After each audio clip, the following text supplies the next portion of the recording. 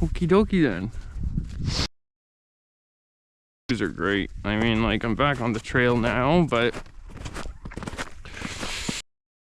is out deep with this thing. These things saving me at least a foot in the snow. I was still going down like 8 to 10 inches, but then underneath that there'd be like another foot worth at least. And mind you, they do have stoppers on, and it's just my arms pushing them down. It's not like 200 pounds of weight. So just on my foot, but even probably deeper than my pole, saved me quite a bit.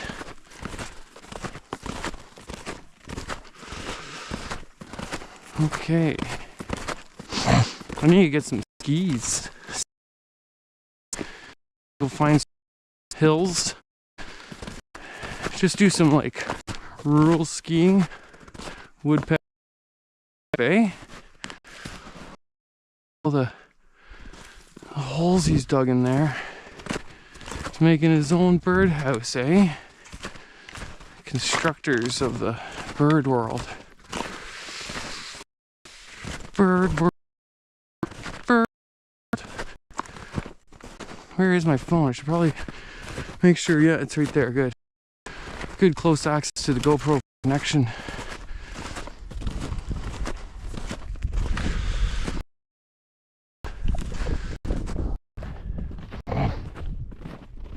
All the trees naked. They're like, don't look at me. They're having a big naked party. I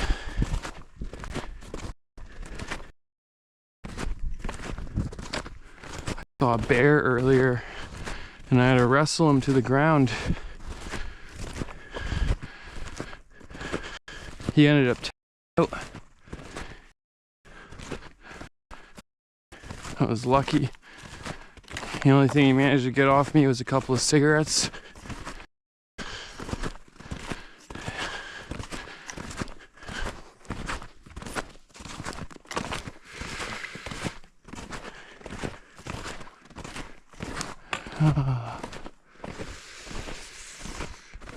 It's the Indian Point Provincial Park. Say there was used to be old native reserve here, and there's some Indian burial plots around here, and I can swear when I'm walking through this forest I can feel the presence sometimes of something watching me, especially when it gets close to night. You're definitely not alone.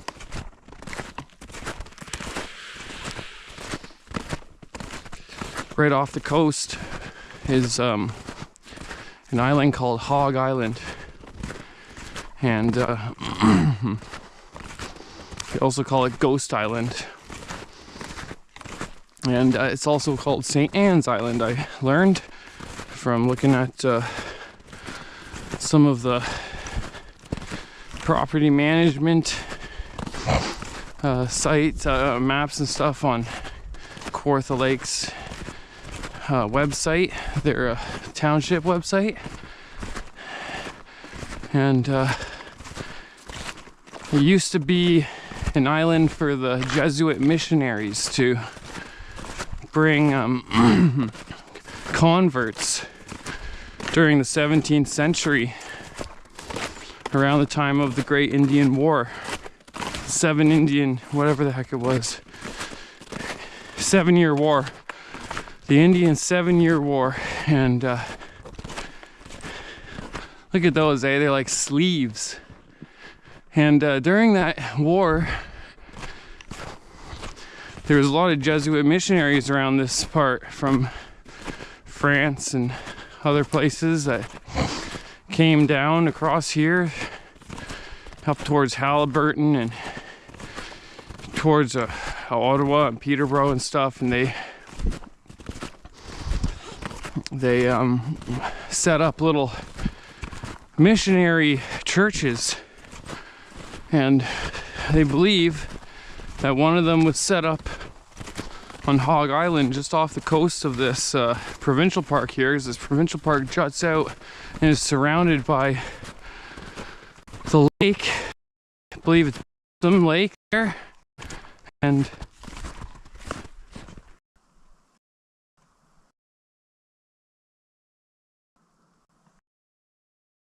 the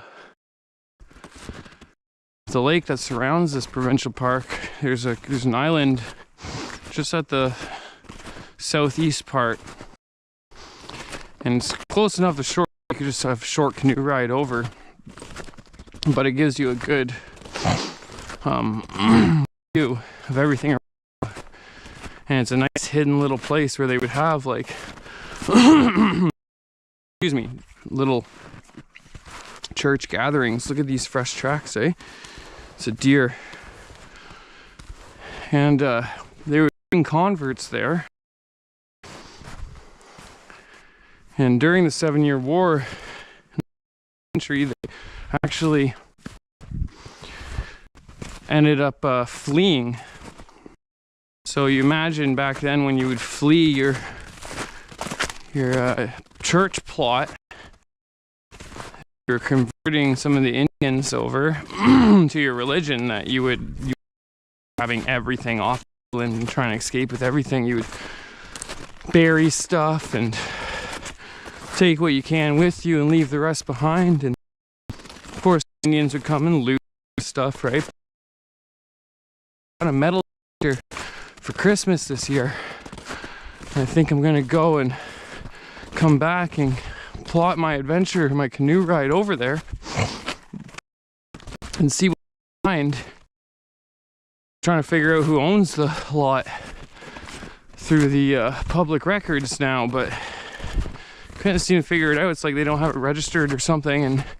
But I did find that the township actually had a document when they were doing zoning this provincial park here. They stated in there that there was a Hog Island or St. Anne's Island, or Ghost Island as they call it too, that they were saying to give serious consideration to the purchase of Hog Island to preserve its archaeological and historical significance because of the legends, the local legends of the Jesuit missionary church plot that was there.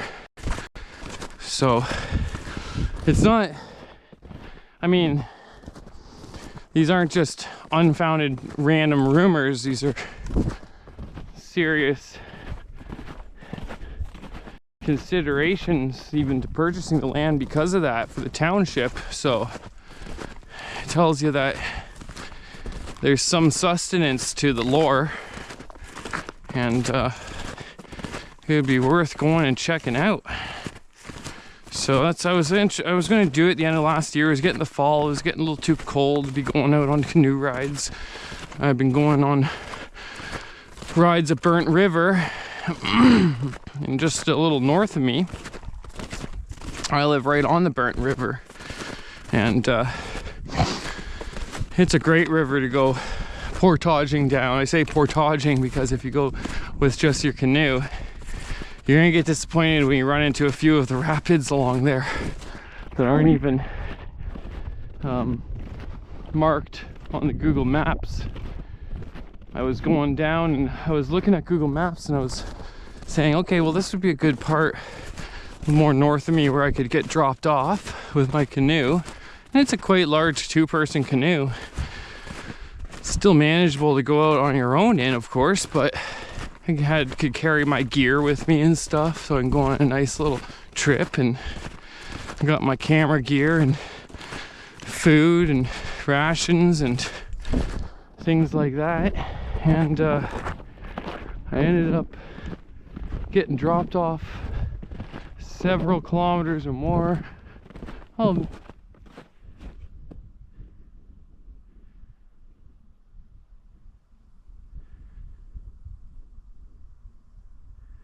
maybe like 10 kilometers north of where I was, and I was gonna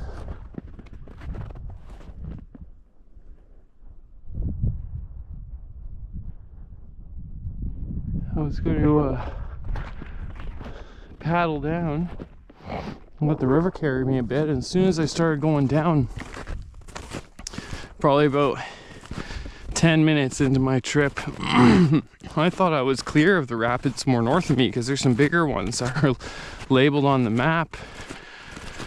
And all I hear up ahead of me is whoosh, and I'm like, oh shit. And where I got dropped off from, like, you can't turn around, because where I got dropped off from, I could barely get down the hill without sliding straight into the water. I had to take my canoe down there and let it go down, and held onto the rope, let it go down, and go into the water and tied it off. And as I was going down my butt, I was slipping down. Getting off was like, even without the canoe, was a major chore with my gear. So with the canoe, it was almost impossible for me. And so I was like, I get to these rapids and I'm coming up to them, I hear them, I'm like, oh shit, like, there's no way I'm getting back. So I park my canoe at the side. I'm like, how am I gonna get around this? So I decided, let's go on a little hike. There's a small path catered at the side of the river, and maybe I can hike down the, find, you know, where. So I can tell it how of the year last. He's like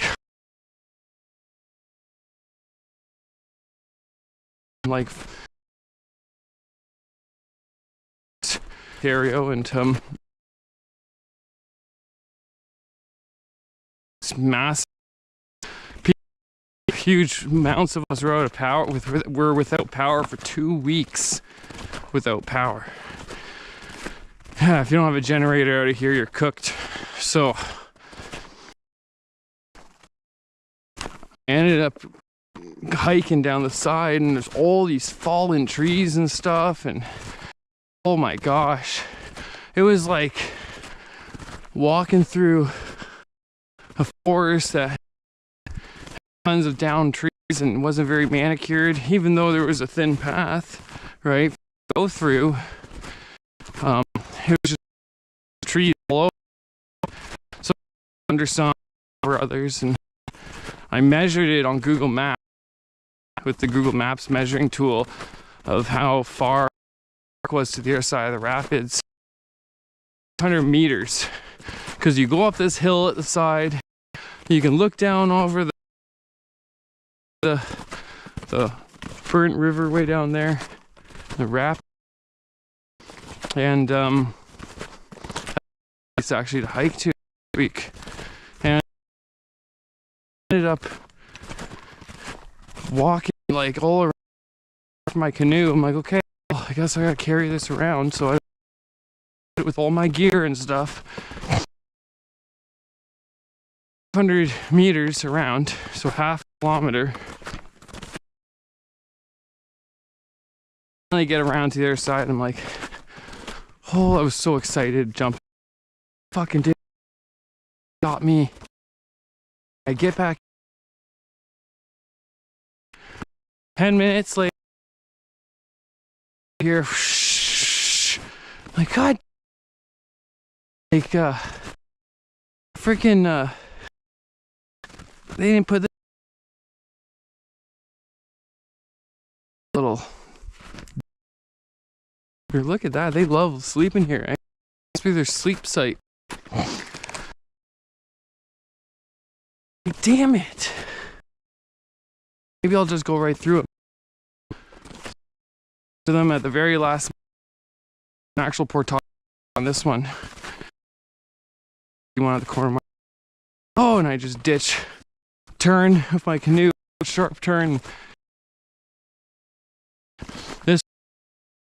like carry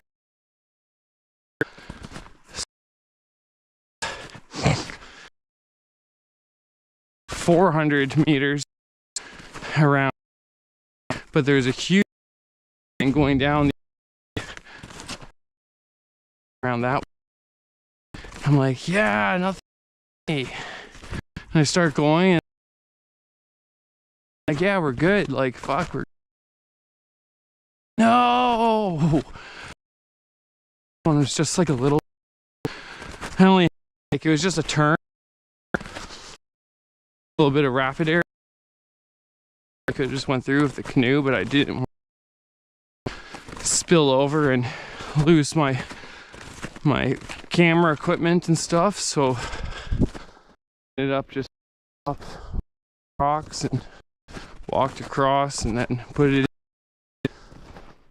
It was quite the adventure. What I thought would be like a 2-hour canoe ride turned into 6 hours of a portage. So it's a good thing that I brought proper provisions with me, or else I would have been starving and dehydrated. And once I was done though, it was like, what an achievement. And now I know the beauty of like what's just not even far north of me, just a few kilometers. I gotta kayak though. I want to kayak this year, not that 2-person canoe. Is oh, here you come in these rivers everywhere around north that you come in so many of these portages out and carry your raft with you.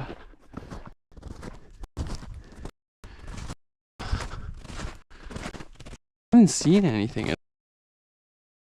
That bear that I wrestled stole those smokes off me.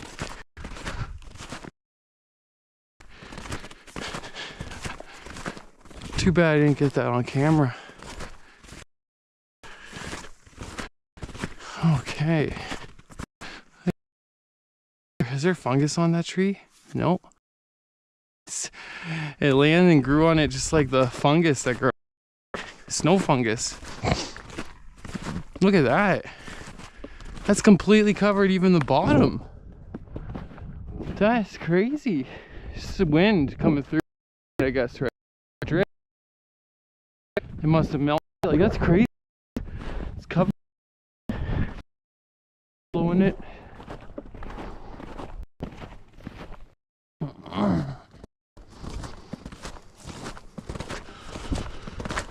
Oh, this has been quite the journey. Mid-journey, whatever happened to that AI?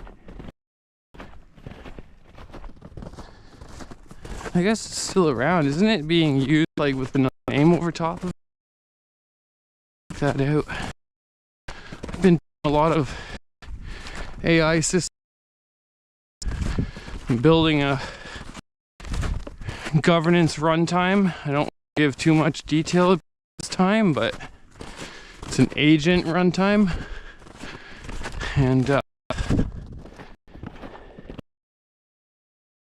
for Stuart, which I don't mind talking too much, which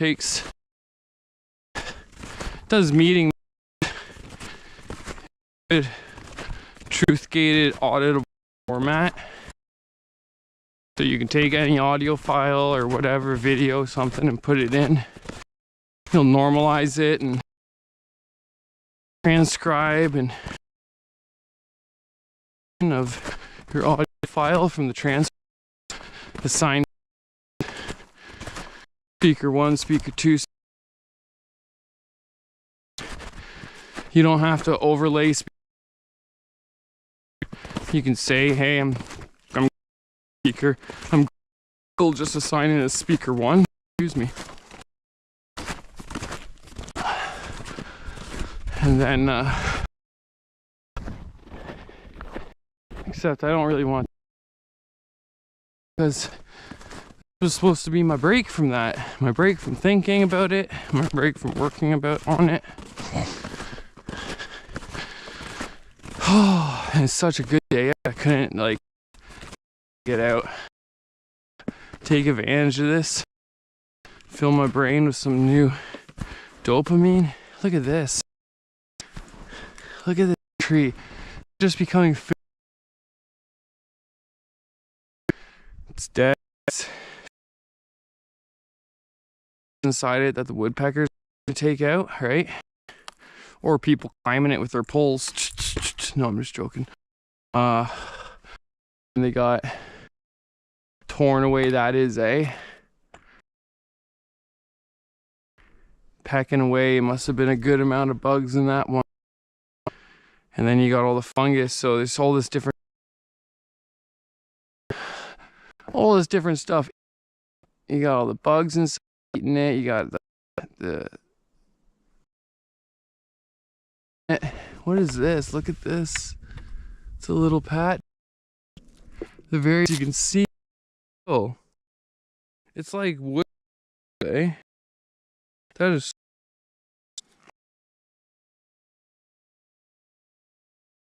Oh boy.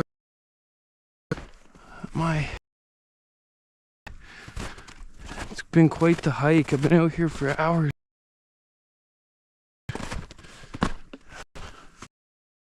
Hey. I haven't played a video game in a long time. I've been busy so much with Synapse OS, which is the government runtime for the creates any project, any program, any app you want with developer level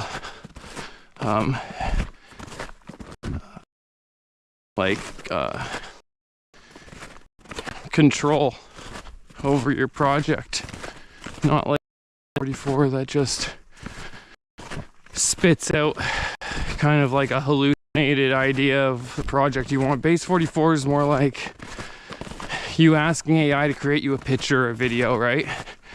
It can kind of get what you want, but you don't have control as if you were to paint the photo or paint the picture yourself, right? Or generate a photo yourself. So that's where Synapse gives you that level of control without how to code it all. And you can build anything. And it constrains the AI through these deterministic governed laws that keep these artifacts for it to follow and build from. So I don't trust it to rely on its memory or saying it did something. Everything's audited and truth gated. And then I have my home brain, Ashby, which he understands natural language when you talk to it. So you can say so many different ways to turn off the lights. Hard-coded NLU, it does have that as a for escape, but then it has a LLM GPT fallback, and he knows what he just did. He's got state, so he understands what he's done. For controlling the house, he can say, you know what you just did? He'll, yeah, I just changed your lights. He'll remember important things. You can ask it what happened at the house today, and it'll tell you through the cameras everything that happened. Oh, there was an Amazon guy that came by, and a blue truck drove by 3 times. Same guy came by twice. Other stuff like that, whatever. You can tell it to watch for certain things, like, hey, send me a text via Telegram when the Amazon guy comes, and it'll send you, be like, sure, I'll send you a 10-second clip of when he comes and drops off the package. Be like, perfect. Just go about your day. And there's my footsteps from before, by the way. That's when I fell. I was hiking out through here. I bet you I could find where I fell. I bet you I will see it, eh? It's probably up here somewhere. Somebody came in here and turned around. Let's see. I was walking out here and I fell somewhere. It was really, really deep. And I was like saying how if I walked really slow, I can stay above the snow quite a bit. This snow is already deep. I mean, there's a lot below this snow here. There it is. That's where I fell. Right here. That's funny. Oh, that's me falling right in the snow. Let's get off of this. I've had enough busting my legs here. That's funny. I can still see that. It tells a story, right? The snow tells a story. That's what I mean. Like, everything you do in the world, in life, it all leaves an imprint. Like, and it's all math, right? The whole world here is just math, and everything you do, like, can be measured. From someone like throwing a ball, moves the wind in a certain way that affects everything around it, like the butterfly effect, right? And I'm not saying that it makes a hurricane on the other side of the world, but everything's connected, the way that it reacts, and everything's particles. And essentially, it's impossible to really lie, because everything can be measured and determined. Like, when I fall in the grass, you can get up, there's an imprint in the way, and without even seeing it, the grass can come back, but not perfectly. And everything tells a story. Not that we can necessarily see it without high level degree of scrutiny, but AI will get us there. AI is really not as smart as everybody says. Like, it's really not that smart. When you start working with it, it's a really good predictor of text, yes, but it's not really it's not even close to human consciousness. Like, fucking way off. And I don't even think we'll see AGI, like true AGI, for a long time. I'm not gonna say a year, but for a long time. It's not like people say, oh, it's 2035, and no. It might give you a good hallucination to think it's AGI, but we're really far from that.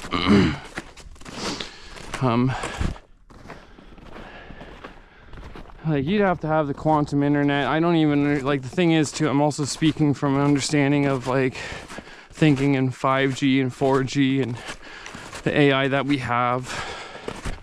I know that, like, military and stuff way fucking further ahead, but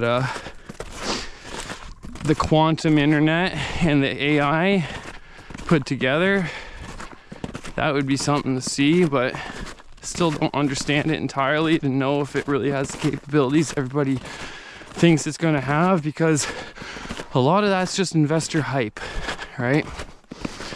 And it's not really that smart when you start working with it, and you gotta fucking make all these constraints and laws and stuff to prevent it from hallucinating and drifting and making shit up and stuff. If it was really that smart, I wouldn't have to make all these fucking laws for it to follow. When people see these videos like, oh, 1,000 AI were put into Minecraft and they made a civilization, it's like, do you even know how that actually turned out? Or are you just listening to some bullshit headline, some hype YouTube video? Because what was actually done is they give these AIs specific laws to follow. They give them roles. Like, they write in through code and YAMLs and stuff like that and JSONs to tell them how they are to act and be constrained. They aren't given freedom to just see what happens and it makes a civilization. No, they're all given roles, like, you're going to be the architect of the society, your goals are this, you're going to be this, you're going to be that. Then let them go together and see what forms. But they don't just create a random governance out of complete thin air. Like, people don't realize the amount of structure that has to go into creating something like that to even happen, right? So a lot of it is investor hype, and if you actually start building with AI, not using it but building with it, creating systems and agentic workflows, and not just plugging APIs into APIs and letting it hallucinate wherever the fuck it does, then you'll start to see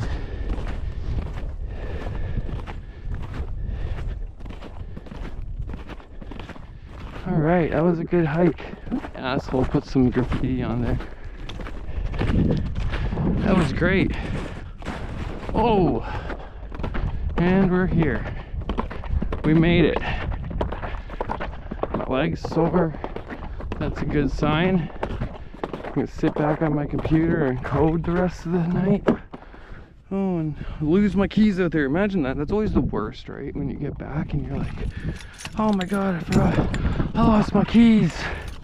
Okay, strip the snowshoes off. Forget about the fun. Time to run. Oh, I don't think I'd get a coffee or something. Let's turn that on. That was fun. Well, thanks for joining me, if you have. Or if I've just been talking to myself the last half an hour, that's okay too. Give me somewhere to vent to.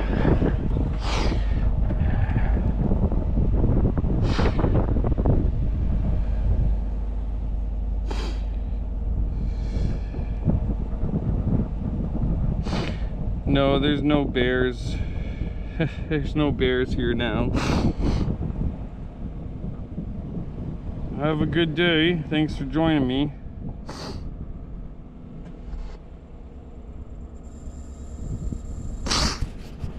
Oh.